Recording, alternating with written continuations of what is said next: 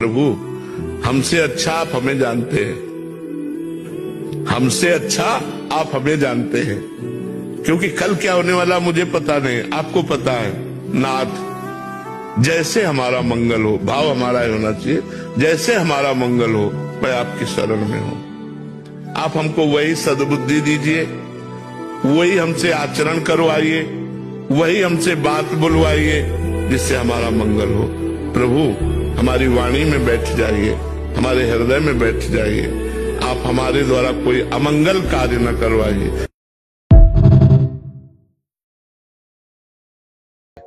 एक आदमी धन की चाह कर रहा था, तो एक दिन राजा के महल से उसकी रानी का जो रत्न जटित हार था, उसमें लाल मणियां ऐसी थी कि बाज की दृष्टि पड़ी, पंजे में उठा के निकल गया और बहुत उड़ करके एक खजूर के पेड़ में टांग दिया जाके। चोंच मारी तो मांस था नहीं। अब राजा की रानी ने याचना की कि वो हमारे सुख का हेतु था, तो राजा ने घोषणा करा दी, जो शाम तक उसे ढूंढ के ले आएगा उसे मैं उसकी मनचाही वस्तु प्रदान कर दूंगा।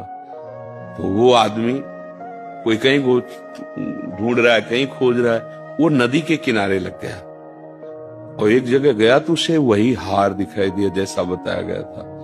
कूद पड़ा, मिट्टी हाथ लगी, कुछ लगा नहीं, फिर बाहर निकला। फिर जब जल शांत हुआ, रज तो समय लगा ना, फिर हार वहीं, फिर सीधे वहीं कूदा, फिर हार नहीं मिला। वो शाम हो रही थी, तो एक महात्मा उधर से जा रहे थे, वो खड़े होकर उसकी चेष्टा देखी।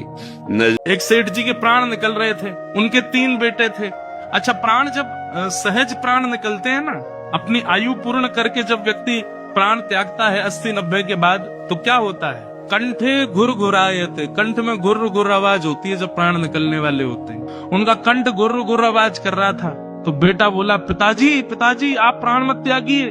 पिताजी कुछ हाथ हिला रहे थे, तो बच्चों ने सोचा पिताजी शायद अब मृत्यु आ गई है, तो उस जाने से पहले बंटवारा करना चाहते हैं कि भाई प्रॉपर्टी आदि इसकी, इतनी संपत्ति उसकी, इतनी उसकी। बोलिए पिताजी, कितना किसके बट में? अब कंठ से तो गुर्र गुर्र आवाज निकले, तो बच्चे बोले क्या करें पिताजी, स्पष्ट तो बोले नहीं पा रहे। एक वैद्य के पास गए, वैद्य से जाकर के कहा कि हमारे पिताजी के प्राण निकलने वाले हैं, गुर्र गुर्र आवाज हो रही है। वैद्य जी बोले मेरे पास एक औषधि तो है, वो औषधि मैं दे दूंगा तो उनका गला साफ हो जाएगा।